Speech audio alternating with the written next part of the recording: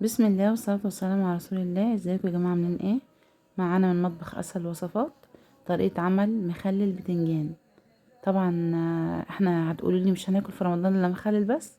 لا، هناكل كل حاجة، بس المخلل ده بتكون وجبة اساسية على السفرة.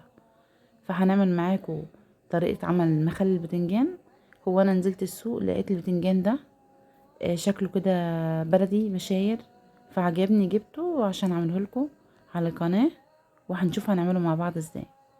هنجيب بتنجان ونعمله كده، نشيل القمع بتاعه ده وننضفه كله. اي كمية انتوا عايزينها، كيلو اتنين زي ما تحبوا. وده شوية فلفل كده احمر وفلفل حامي عشان نعمل الدقة بتاعته. فصين اتنين توم، والليمون طبعا شيء اساسي، وخل. حطينا مية على النار عشان تغلي، عشان نعمل فيها البتنجان. هنسلقه بس مش هنهريه، يعني بحيث ان هو يستحمل لحد الاسبوع بتاع رمضان ده ما يعدي. بيكون فاضل على رمضان اسبوع بس وتعمليه اهوت بالطريقه ديت. بتنزليه، شايفين جميل ازاي وصابح وصغير وجميل. بتنزليه في ميه سخنه بتغلي، وتسيبيه بس يعني لحد ما ايه، يستوي شويه بس عشان ما يكونش مجلد، يستوي نص سوا. وتقلبيه في الميه، حطينا في الميه شويه ملح، بتديله كده بتخلي جلده له طعم كده. وهنا هنيجي على عشان نعمل الدقه بتاعته اهوت، اهو الحشوه. فلفل احمر اخضر الموجود، دي شويه فلفل كانوا في التلاجة كده لميتهم عشان اعمل بيهم البتنجان.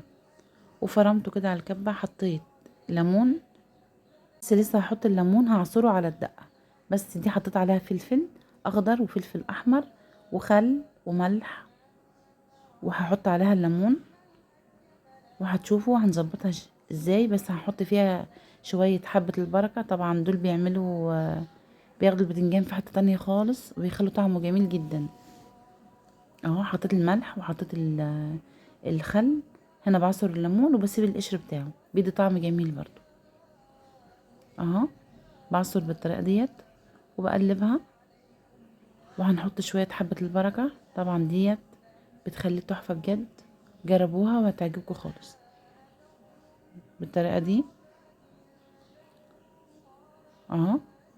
وهنا البتنجان معانا دخل في السوا زي ما انتم شايفين، بس ما تهريش. اهو كده تمام، مش محتاجين اكتر من كده. هناخده نبرده بالطريقه دي ونحطه على صينيه عشان نعرف نشتغل فيه. وهنديله فتحة. طبعا انا ما بفتحوش قبل ما اسلقه، ليه؟ عشان ما يدخلش فيه ميه ويتعبى ميه كده ويكون مش حلو. بحط فلفل لسه مش مسلوق ولا حاجه ولا اي حاجه، ني كده. وهو على ما البتنجان يتخلل هو برضو هيتخلل معاه. وبحشي بالطريقه ديت وبرص في اي علبه عندي او اي برطمان. بس البتنجان بحب احطه في علب عشان يبقى ما يجي اطلعه يكون بسرعه يعني.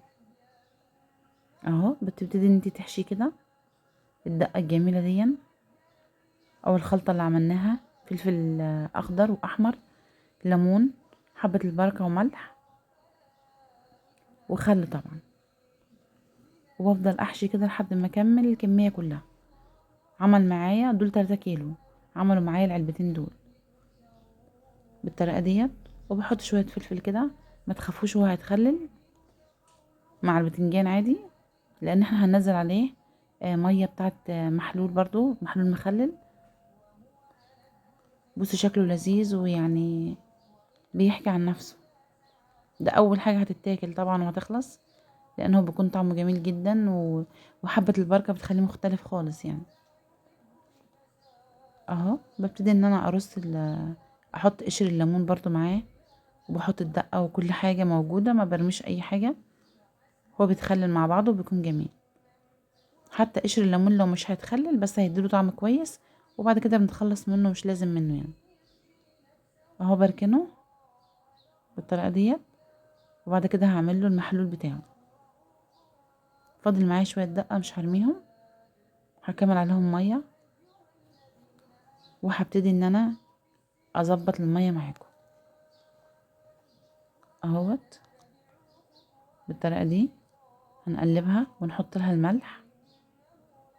هو كده كده عليه خل اصلا، اهو. ما تكتروش ملح لان البتنجان ما بياخدش ملح كتير، وانا كمان حاطه ملح في السلقه اهو. بس الشيء الاكيد اللي لازم تحطوه معلقه سكر، دي بتدي المخلل قوام جميل وبتحفظه كمان، يعني هي اعتبروها ماده حافظه بالطريقه دي. ده السكر اهو، انا بوضحه عشان ده مش ملح، ده سكر حطاه عشان يحفظ المخلل وبيخلي طعمه جميل. وهقلب ده كله مع بعضه، وبعدين هنزلها على البتنجان بالطريقه دي. مش هحط اكتر من كميه الميه دي، هنزل هنا شويه وهنا شويه وهغطي عليه، وكده هيكون تمام خالص اهو. شايفين قد ايه شكله يفتح النفس؟ جربوه ان شاء الله هيعجبكم. وحتى لو فاضل على رمضان 3 4 ايام هتلحقوا تعملوه وتاكلوه بألف هنا يعني. اهو بننزل المية اللي عملناها بالطريقة دي كده، مش لازم تغطيه للاخر، هو كده كده المية هتغطيه، يعني بيحن على بعضه شوية وبينزل في العلبة والمية بتطلع على الوش اهو بالطريقة دي.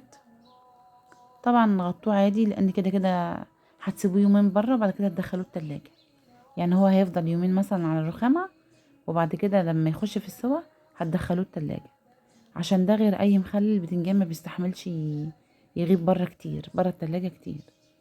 هنغطيه بالشكل ده اهوت، وبعد كده لما نيجي نفتح عليه هيكون استوى ان شاء الله اهو. جميل جدا وسهل وسريع، ويا رب يعجبكم وينال اعجابكم اهو بالطريقة دي. وما تنسونيش في لايك وشير وتفعلوا زر الجرس عشان يوصلكوا كل جديد من قناتي، وفي رعاية الله، واشوفكم الحلقة الجاية ان شاء الله.